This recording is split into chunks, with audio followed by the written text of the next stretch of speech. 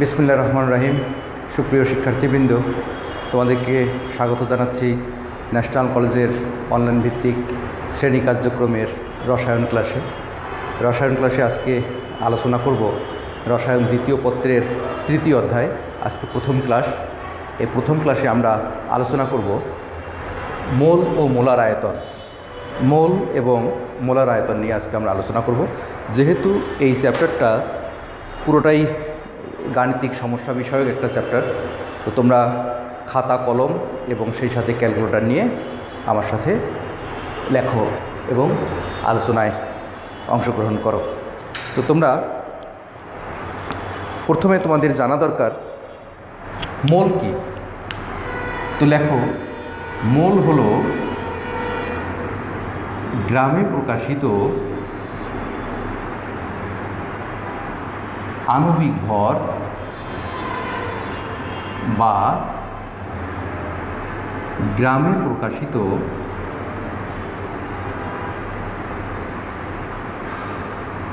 পারমাণবিক ভর।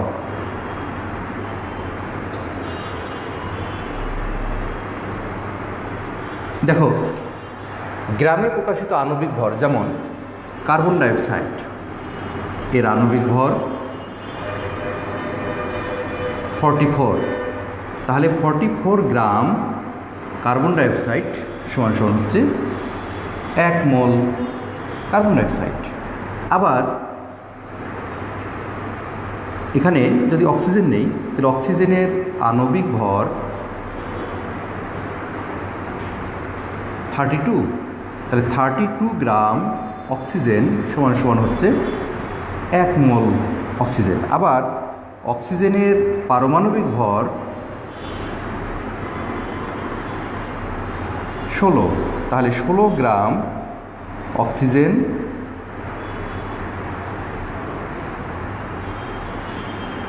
পরমাণু সমান 1 মোল অক্সিজেন পরমাণু।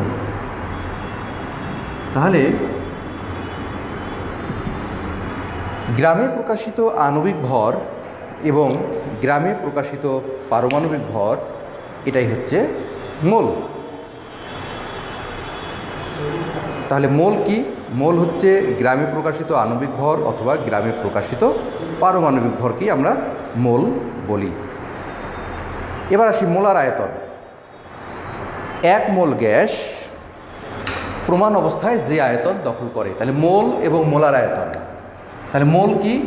মোল হচ্ছে গ্রামে প্রকাশিত আণবিক ভর অথবা গ্রামে প্রকাশিত পারমাণবিক ভর। যেমন অণুর ক্ষেত্রে এই আণবিক ভরটাকে যদি আমরা গ্রামে প্রকাশ করি তাহলে 1 মোল পাওয়া যাবে। আর পরমাণুর ক্ষেত্রে দেখো, এখানে পরমাণু অক্সিজেন পরমাণু নিয়েছি, তাহলে পারমাণবিক ভরকে গ্রামে প্রকাশ করলে 1 মোল পাওয়া যাবে। এখন মোলার আয়তন এসটিপিতে বা প্রমাণ অবস্থায় 1 মোল গ্যাস যে আয়তন দখল করে সেটাই হচ্ছে মোলার আয়তন, এবং এটা প্রমাণ অবস্থায় 22.4 লিটার। তোমরা এর আগের চ্যাপ্টারে দ্বিতীয় পত্রের প্রথম অধ্যায়ে তোমরা এটা পড়ে এসেছো। তাহলে নিশ্চয়ই তোমরা বুঝতে পেরেছো যে মোল কি এবং মোলার আয়তন কি। মোল এবং মোলার আয়তন বুঝতে পেরেছো কিনা বলো? মোল এবং মোলার আয়তন ব্যাপারটা কি বুঝতে পেরেছো? বোর্ডে যা লেখা আছে সেটা কি তোমরা লিখতে পেরেছো?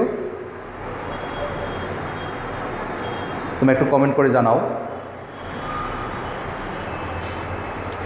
এবার দেখো,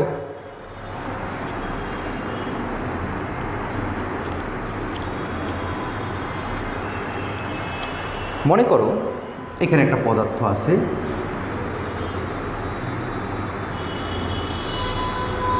এই পদার্থের 1 মোল সমান কি হবে? ওই পদার্থটার গ্রাম আণবিক ভর। আর এই গ্রাম আণবিক ভর এর আয়তন এসটিপিতে 22.4 লিটার এবং এখানে অণুর সংখ্যা থাকবে 6.023 ইন্টু 10⁻23T। তাহলে যে কোনো পদার্থের 1 মোল সমান সমান হচ্ছে ওই পদার্থটার গ্রাম আণবিক ভর। আর 1 মোল মানে হচ্ছে গ্রাম আণবিক ভর, আর গ্রাম আণবিক ভরে আয়তন হচ্ছে প্রমাণ অবস্থায় 22.4 লিটার। এবং এই 1 মোল তথা গ্রাম আণবিক ভর তথা 22.4 লিটার যে কোনো গ্যাসে অণু থাকবে 6.023 ইন্টু 10⁻23T। আর পরমাণুর ক্ষেত্রে কি হবে, 1 মোল সমান হচ্ছে পারমাণবিক ভর এবং এসটিপিতে আয়তন 22.4 লিটার এবং পরমাণু সংখ্যা 6.023 ইন্টু 10⁻23T। এটাকে আমরা অ্যাভোগাড্রো সংখ্যা হিসেবে জানি। আচ্ছা, বুঝতে পেরেছো?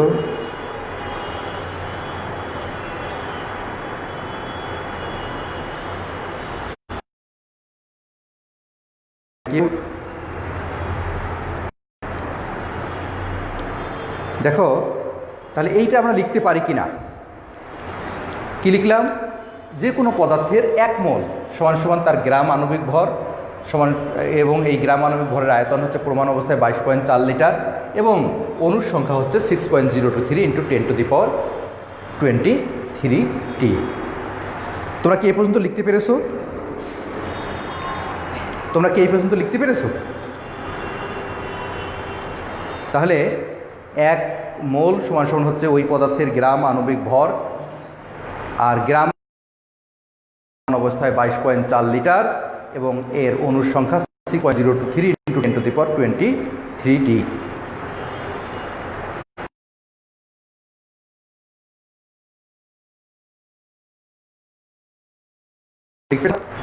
আমি 10-11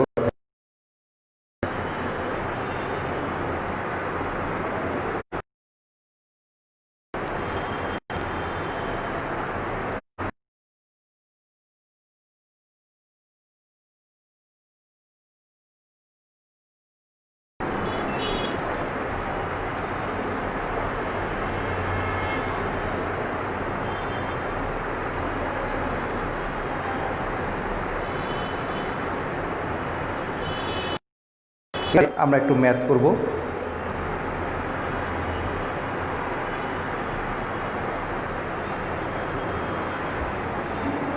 দেখো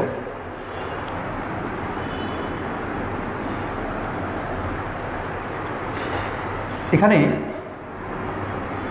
90 গ্রাম পানিতে কত মোল পানি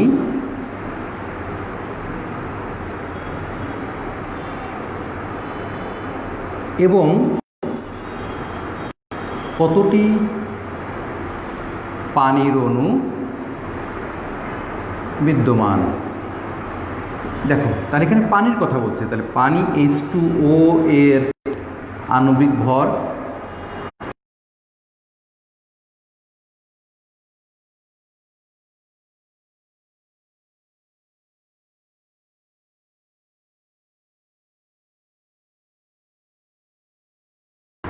তাহলে অতএব 90 গ্রাম পানি সমান সমান 90/18 মোল পানি সমান সমান 5 মোল পানি।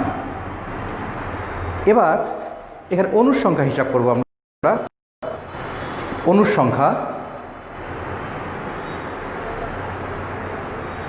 যদি অণুর সংখ্যা হিসাব করি তাহলে দেখো তো, অণুর সংখ্যা হিসাব করো তাহলে 1 মোল পানি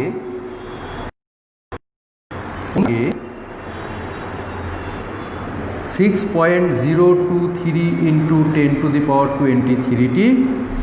অতএব এখানে কত মোল আছে? 5 মোল। তাহলে 5 মোল পানিতে অণু থাকে 6.023 ইন্টু 10⁻23 ইন্টু 5 এতটি। দেখো তো কত হয়, এই রেজাল্টটা কত হয় তোমরা আমাকে একটু বলো যে এখানকার রেজাল্টটা কত। 5 মোল পানিতে মোট কতটি অণু থাকে সেই রেজাল্টটা তোমরা আমাকে একটু কষ্ট করে বলো। কত আসছে এই রেজাল্টটা বলো। 3.011 ইন্টু 10⁻3.011 ইন্টু 10⁻24 3.011 011 ইন্টু 10⁻24t। ঠিক আছে, এ পর্যন্ত বুঝতে পেরেছো সবাই যে 1 মোল পানিতে অণু থাকে 6.023 ইন্টু 10⁻23t, অতএব এখানে 5 মোল ছিল, তাহলে 5 মোলে কতটি অণু থাকবে সেটা আমরা বের করতে পারলাম। এবার 1 গ্রাম অক্সিজেনে কতটি পরমাণু থাকে? 1 গ্রাম অক্সিজেনে কতটি পরমাণু থাকে? এবার আরেকটা অঙ্ক দেখো, এখানে পরমাণুর সংখ্যা চাচ্ছে, তাহলে 1 গ্রাম অক্সিজেনে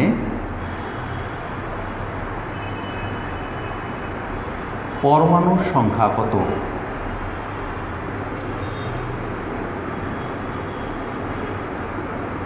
দেখো, তাহলে যেহেতু পরমাণু সংখ্যা চাচ্ছে, তাহলে পারমাণবিক ভর থেকে আমরা বের করব। তাহলে অক্সিজেনের পারমাণবিক ভর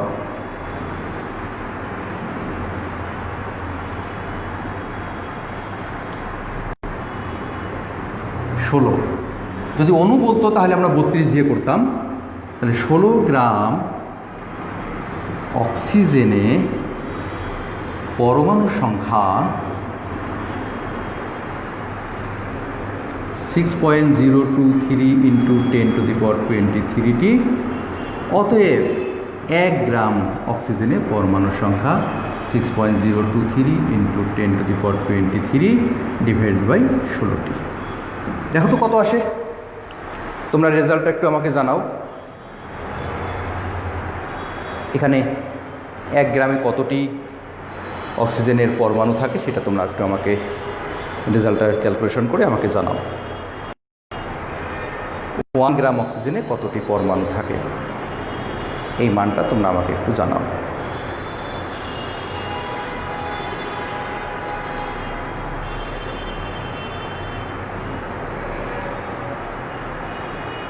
(3.764 into 10⁻22) Mamsuka Farhad, thank you. 3.746 3.746 into 10⁻22t।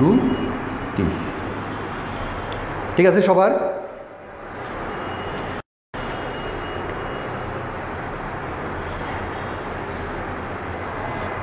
ঠিক আছে রিপা, হ্যাঁ থ্যাংক ইউ। জেরিন, সবার অ্যান্সার ঠিক আছে। এবার 5 গ্রাম কার্বন ডাইঅক্সাইডে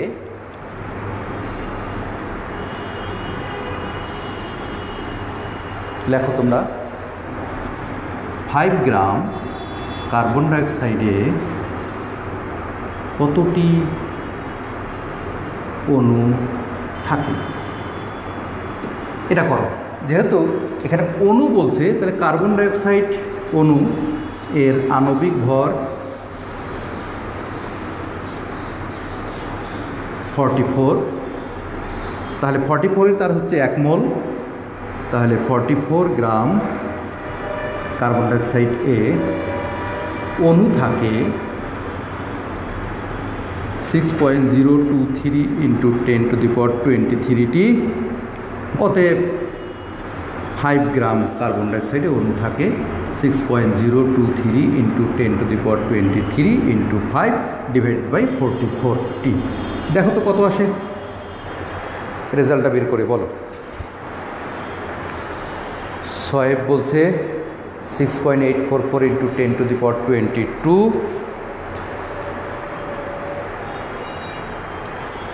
6.84 ইন্টু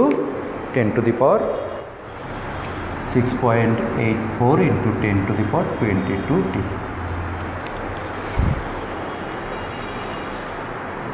ঠিক আছে,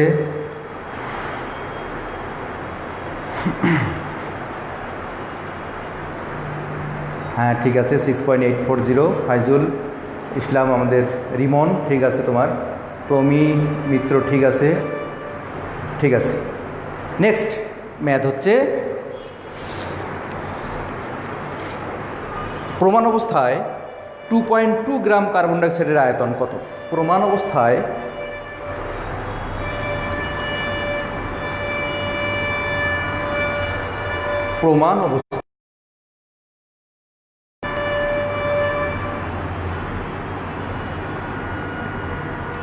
2.2 গ্রাম মিথেন গ্যাসের আয়তন কত? 2.2 গ্রাম মিথেন গ্যাসের আয়তন কত? প্রমাণ অবস্থায় 2.2 গ্রাম মিথেন গ্যাসের আয়তন কত? তো দেখো, মিথেনের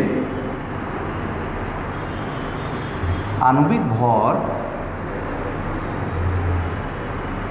16, এখানে 12 আর 4, তাহলে 16 গ্রাম CH4 এর প্রমাণ অবস্থায় আয়তন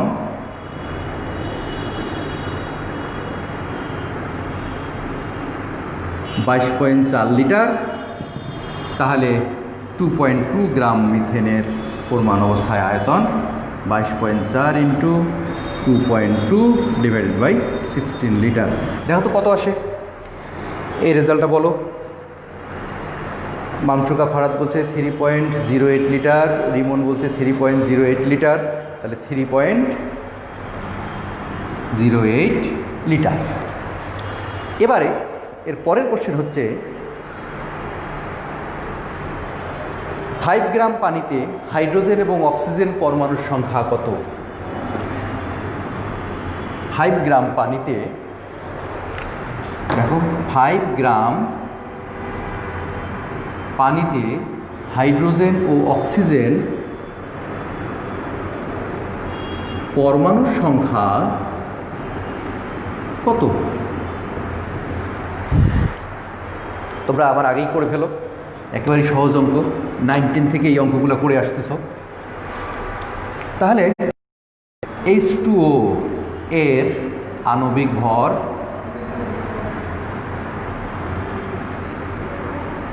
18। এবার দেখো এই পানিতে পরমাণুর সংখ্যা, দেখো এখানে হাইড্রোজেন 2টি আছে, হাইড্রোজেন পরমাণু এখানে 2টি, তাহলে 2 ইন্টু 6.023 ইন্টু 10⁻23টি, অতএব 5 গ্রাম পানিতে হাইড্রোজেন পরমাণুর সংখ্যা 2 into 6.023 into 10⁻23 into 5 divided by 18। রেজাল্টটা বলো।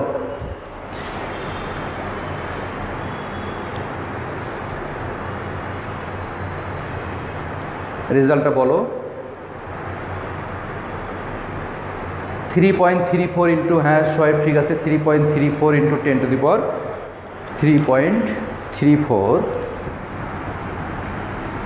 ইন্টু 10⁻20, 3.23 হবে এখানে, 3.34 ইন্টু 10⁻23টি। এখন যদি আমরা অক্সিজেনেরটা বের করি তাহলে কি হবে? আবার 18 গ্রাম পানিতে অক্সিজেন পরমাণুর সংখ্যা, যেহেতু অক্সিজেন একটি, তাহলে আমরা কি করব? শুধুমাত্র 6.023 ইন্টু 10⁻23টি লিখব। তাহলে 5 গ্রাম পানিতে অক্সিজেন পরমাণুর সংখ্যা 6.023 ইন্টু 10⁻23 ইন্টু 5 ডিভাইডেড বাই 18। এবার দেখো কত হয়, নিশ্চয়ই এটার অর্ধেক আসবে, যেহেতু যতটা হাইড্রোজেন তার অর্ধেক অক্সিজেন পরমাণু, 2 দ্বারা ভাগ করলেই হতো। অক্সিজেনটা বের করো, 2 দ্বারা ভাগ করলেই হবে 1.67, হ্যাঁ ঠিক আছে সোহেব, 1.673 ইন্টু 10⁻23, 1.673 ইন্টু 10⁻23টি। তোমরা কি বুঝতে পেরেছো? তোমরা কি বুঝতে পেরেছো? তোমাদের বুঝতে কোনো সমস্যা থাকলে সেটা আমাকে জানাও।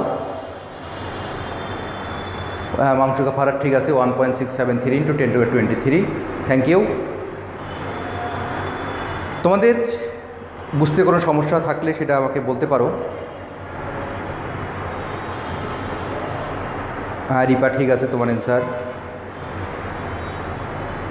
হাফসা, অবন্তী বুঝতে পেরেছো? জি স্যার। আচ্ছা ঠিক আছে, জি বুঝছি স্যার। রিপা বলছে আচ্ছা। তাহলে আমরা এর পরের অঙ্কে যাই। দেখো এবার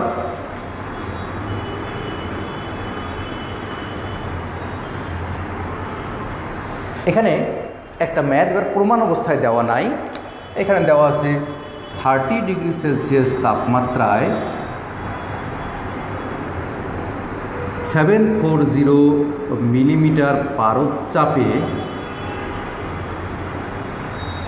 দেখো তোমরা 25 মিলিলিটার গ্যাসে অণুর সংখ্যা, 25 মিলিলিটার সালফার ডাইঅক্সাইড গ্যাসে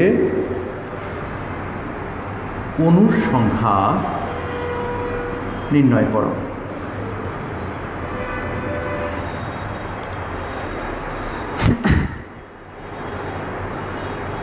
প্রমিত জি বুঝতে পেরেছি, আচ্ছা থ্যাংক ইউ। এই অঙ্কটা করো। দেখো এখানে 30 ডিগ্রি সেলসিয়াস তাপমাত্রায় এত মিলিমিটার চাপে 25 মিলিলিটার সালফার ডাইঅক্সাইড গ্যাসে অণুর সংখ্যা নির্ণয় করো। এখানে দেখো আমরা 22.4 লিটার দিয়ে করি, তো 22.4 লিটারে অণু থাকে আমরা জানি।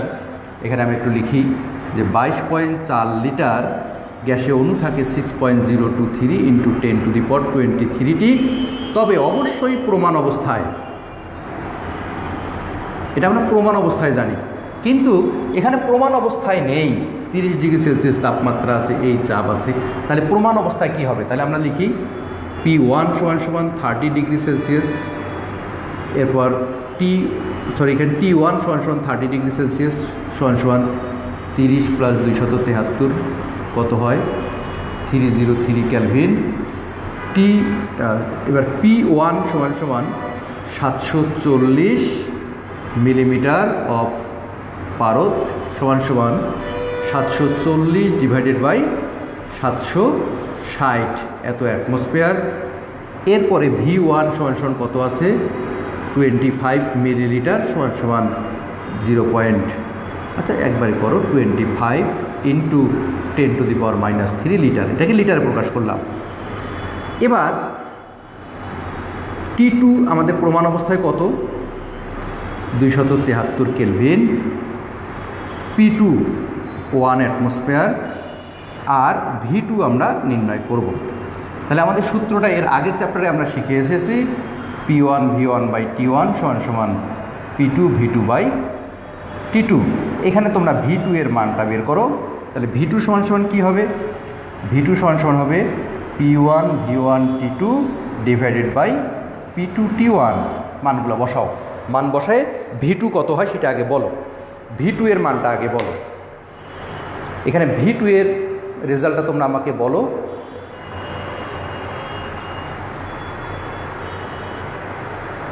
তাহলে যদি প্রমাণ অবস্থায় দেওয়া না থাকে, তাহলে আমরা বয়েল এবং চার্লসের যে সমন্বয় সূত্র আছে P1 V1/T1 P2 V2/T2, এইভাবে আমরা কি করে নেব? আগে প্রমাণ অবস্থায় আয়তনটা বের করে নেব। এই প্রমাণ অবস্থায় আয়তন বের করে নেওয়ার পর আমরা আগের মতো করে করব। এখানে এই রেজাল্টটা কত আসতেছে সেটা একটু জানাও।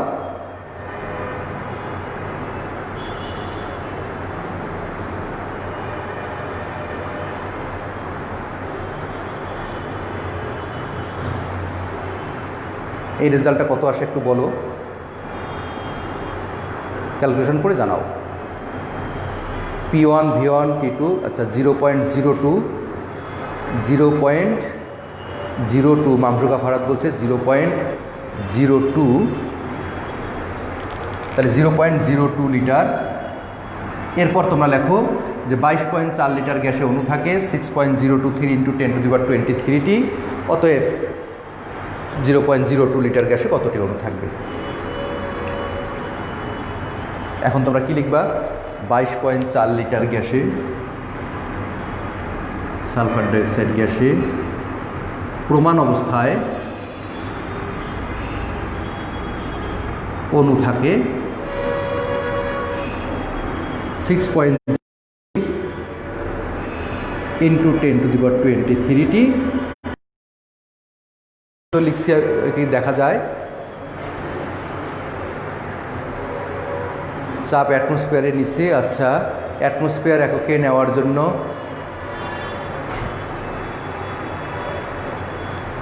চাপটাকে অ্যাটমসফিয়ারে নাও, চাপটাকে অ্যাটমসফিয়ার এককে নেওয়ার জন্য 760 দ্বারা ভাগ করেছি। তাহলে 22 এরপর লিখবা 22.4 লিটার গ্যাসে অণু থাকে 6.023 × 10⁻23টি। অতএব 1 লিটার গ্যাসে কতটি? অতএব ওই যে 0.02 লিটার গ্যাসে কতটি সেটা একটু বের করে দেখাও।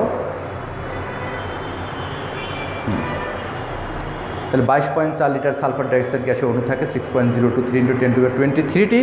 অতএব 0.02 লিটার সালফার ডাইঅক্সাইড গ্যাসের প্রমাণ অবস্থায় অণু থাকে 6.023 × 10⁻23 ইন্টু 0.02 ডিভাইডেড বাই হচ্ছে 22.4।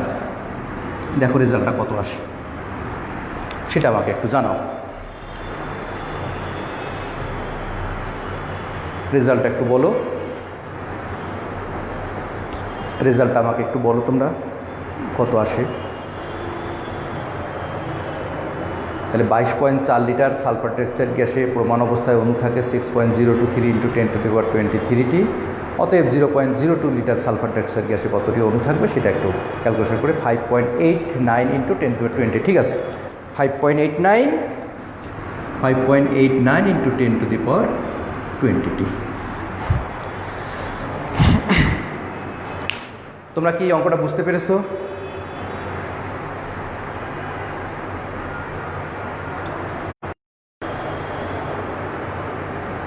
এবার এই অঙ্কটা আরেকভাবে করা যায়। এই অঙ্কটা এভাবে না করে আবার আরও একভাবে করতে পারো, সেটা একটু দেখাই।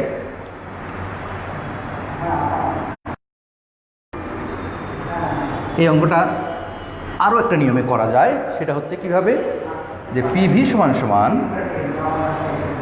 এনআরটি। তাহলে পিভি সমান সমান এনআরটি। এখানে এন সমান সমান কি?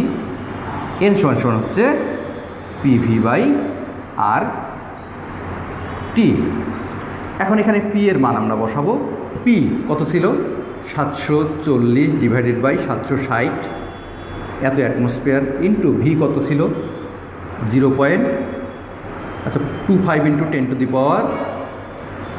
10⁻³ ডিভাইডেড বাই আর এর মান 0.0821 ইন্টু টি এর মান 303। এখন দেখো তো এখানে কত আসে। তারপর লিখবা 1 মোল গ্যাসে অণু থাকে 6.03 × 10⁻23টি। অতএব এখানে যত মোল বের হয়, দেখো তো কত মোল, এই রেজাল্টটা আগে বলো তো এখানে কত মোল আসে। এন এর মান, তোমরা এন এর মানটা একটু বলো কত আসতেছে। এন এর মান কত? এখানে এন এর মানটা একটু বলো, যে কোনো একজন ক্যালকুলেশন করে এন এর মানটা বলতে পারো।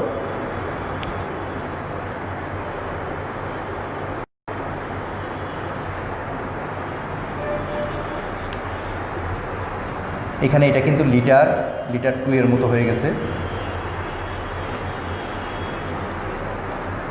এন এর মানটা বলো একজন, এখানে এন এর মান বলো, তারপর বলবা যে 1 মোল যে কোনো গ্যাসে অণু থাকে। এন এর মানটা একজন লিখে, ভ্যালুটা কত আসছে? পি এর মান, আচ্ছা লেখা বোঝা যাচ্ছে না, আচ্ছা করো, লেখা দেখা যাবে, একটু ওয়েট করো, লেখা ক্লিয়ার হোক, তারপর তোমরা এন এর মানটা আমাকে বলো যে কত আসছে। তাহলে 30°C তাপমাত্রায় 740 মিলিমিটার পারদ চাপে 25 ml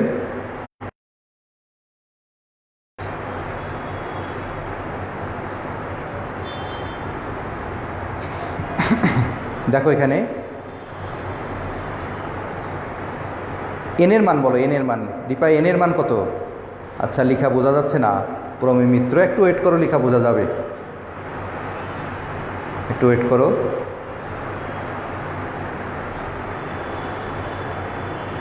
(9.78 ইন্টু) এটা তো একেবারে এন এর মানটা কত আসছে? এন এর মান কত মোল? এই মোল নাম্বারটা একটু বলো, যেখানে কত মোল আসছে।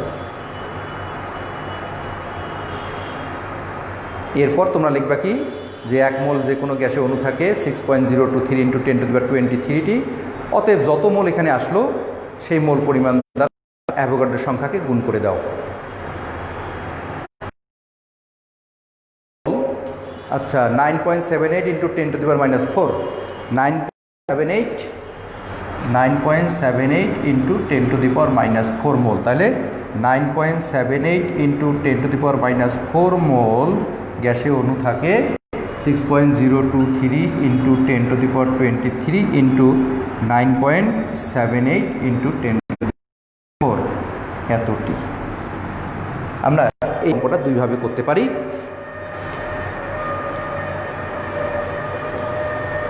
লেখা বোঝা যায় না স্যার, আচ্ছা একটু ওয়েট করো, লেখা বোঝা যাবে।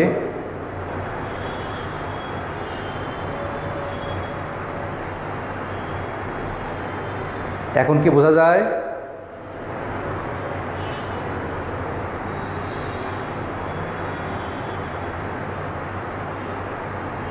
রিমন, এখন কি বোঝা যায়? লেখা কি বোঝা যায় এখন? ক্লিয়ার আসছে?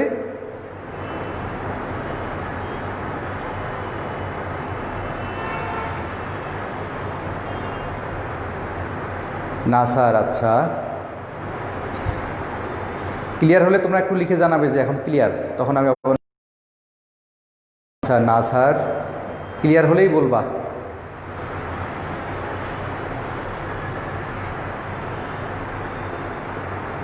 প্রমি বলছে 9.78 × 10, আচ্ছা 5.8 × 10⁻20, হ্যাঁ ঠিক আছে, 5.89, হ্যাঁ ঠিক আছে, 5.89 × 10⁻20। তাহলে দেখো এই অঙ্কটা আমরা দুইভাবে করতে পারি, 5.89 × 10⁻20টি। তাহলে আমরা যদি প্রমাণ অবস্থায় কোনো গ্যাসের আয়তন দেওয়া না থাকে তাহলে কি করব? তখন আমরা হয় পিভি দিয়ে এন এর মান বের করে তারপর অঙ্কটা করব, অথবা P1V1/T1 P2V2/T2 সমীকরণে বসায়ে তারপর আমরা এই অঙ্কটা দুইভাবেই করা যেতে পারে। তোমাদের যার যে নিয়ম পছন্দ সে সেভাবে করবে, তবে দুইটাই রাইট। এখন তোমাদের কাছে কোন নিয়মটা ভালো লাগলো, আগেরটা নাকি পরেরটা? V2 বের করে করবা নাকি এন এর মান বের করে? তোমরা একটু জানাও যে কোন নিয়মটা তোমাদের কাছে একটু সহজ, সেটা একটু কমেন্ট করে জানাও যে স্যার প্রথমটা নাকি দ্বিতীয়টা, কোন নিয়মটা তোমাদের কাছে একটু ইজি মনে হলো, নাকি একটাও ইজি লাগে নাই? পরেরটা, আচ্ছা প্রমি বলছে পরেরটা। প্রমি এখন কি লেখা বোঝা যায়? মিস্ত্রি এখন লেখা বোঝা যায় কিনা? ফার্স্ট, আচ্ছা হাফসা বলছে ফার্স্ট, এন এর মান বের করে। রিমন বলছে এন এর মান বের করে, তার মানে সেকেন্ডটা। আচ্ছা যার যেটা এন এর মান বের করে, মাংসকা ভারত বলছে এন এর মান বের করে, অর্থাৎ সেকেন্ডটার পক্ষে বেশি ভোট আসছে। আচ্ছা তোমরা সেকেন্ডটা দিয়েই করবা। তাহলে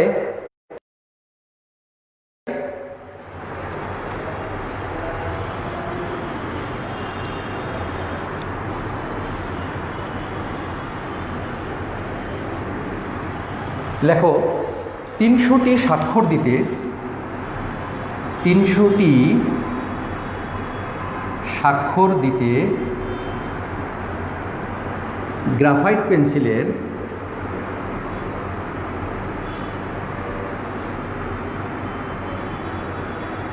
পেন্সিলের 30 মিলিগ্রাম খরচ হয়। তাহলে কতটি কার্বন পরমাণু ব্যয় হয়? কয়টি কার্বন পরমাণু খরচ হয়? অঙ্কটা করো। 300টি স্বাক্ষর দিতে গ্রাফাইট পেন্সিলের 30 মিলিগ্রাম খরচ হয়, তাহলে কয়টি কার্বন পরমাণু ব্যয় হয়? এখানে দেখো একটা স্বাক্ষরে কতটি, হ্যাঁ তাহলে এখানে প্রতিটি স্বাক্ষরে কথাটা লিখো, প্রতিটি স্বাক্ষরে কয়টি কার্বন পরমাণু ব্যয় হয়। তাহলে 300টি স্বাক্ষর দিতে গ্রাফাইট পেন্সিলে 30 মিলিগ্রাম খরচ হয়, তাহলে প্রতিটি স্বাক্ষরে কয়টি কার্বন পরমাণু খরচ হয়। অঙ্কটা লিখতে পেরেছো? 300টি স্বাক্ষর দিতে গ্রাফাইট পেন্সিলের 30 মিলিগ্রাম খরচ হয়, তাহলে প্রতিটি পরমাণু ব্যয় হয় বা খরচ হয়। এখানে দেখো 300টি স্বাক্ষর দিয়ে খরচ হয় 30 মিলিগ্রাম। অতএব একটি স্বাক্ষর দিতে খরচ হয় 30 ডিভাইডেড বাই 300 মিলিগ্রাম, 0.1 মিলিগ্রাম। এটাকে গ্রামে প্রকাশ করে নাও, তাহলে 1.0 ইন্টু 10⁻⁻4 গ্রাম। এবার দেখো তো কার্বনের পারমাণবিক ভর কত?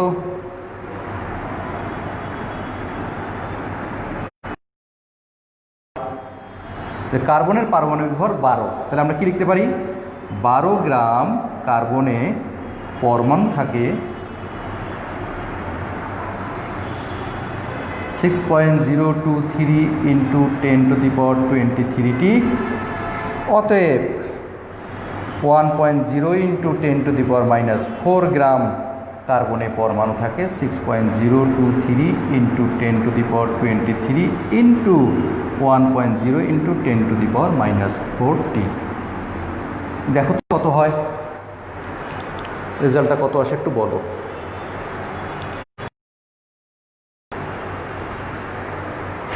এই রেজাল্টটা একটু ক্যালকুলেশন করে আমাকে বলো।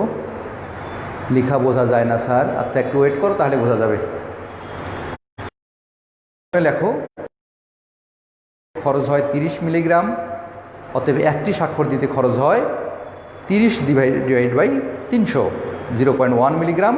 এটাকে যদি আমরা গ্রামে প্রকাশ করি তাহলে 1000 দ্বারা ভাগ করব, তাহলে 1.0 ইন্টু 10⁻⁻4 গ্রাম হবে।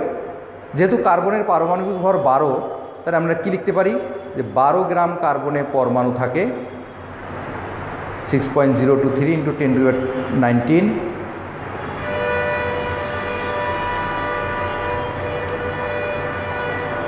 আর কেউ আর দুই একজন রেজাল্টটা বের করো দেখি।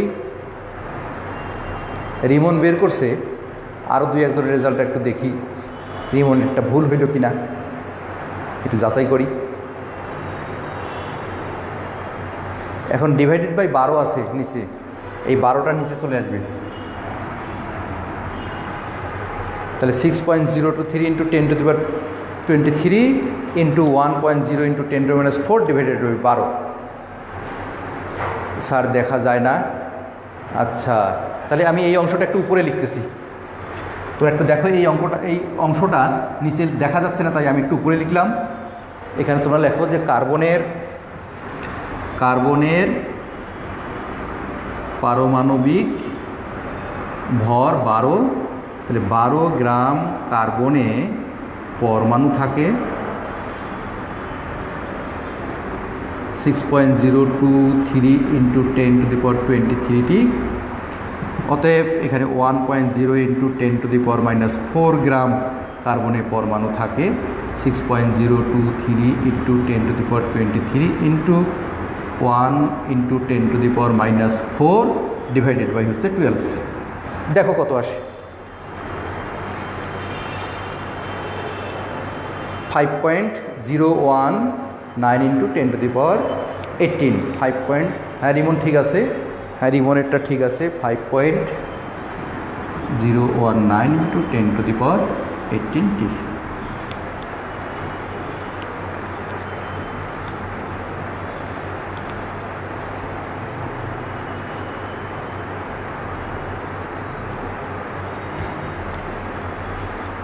সবাই লিখতে পেরেছো? তোমরা সবাইকে লিখতে পেরেছো?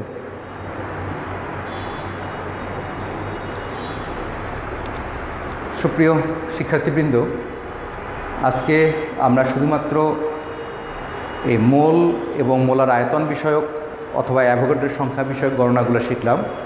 আগামী ক্লাসে আমরা সমীকরণ থেকে বিক্রিয়কের পরিমাণ জানা থাকলে কিভাবে উৎপাদের আয়তন এবং উৎপাদের ভর নির্ণয় করা যায় সেই বিষয়ে আমরা আলোচনা করব। তোমরা সে পর্যন্ত ভালো থাকো, সুস্থ থাকো। দেখা হবে আবার। খোদা হাফেজ।